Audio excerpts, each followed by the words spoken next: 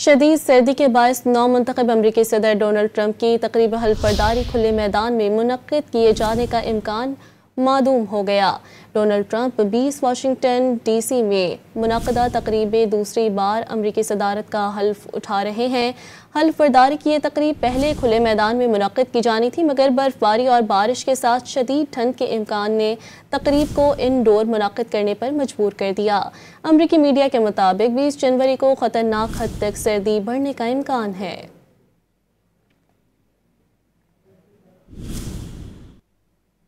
Donald Trump 20 Washington DC में मुनक्कदा तकरीब दूसरी बार अमरीकी सदारत का हल्फ उठा रहे हैं।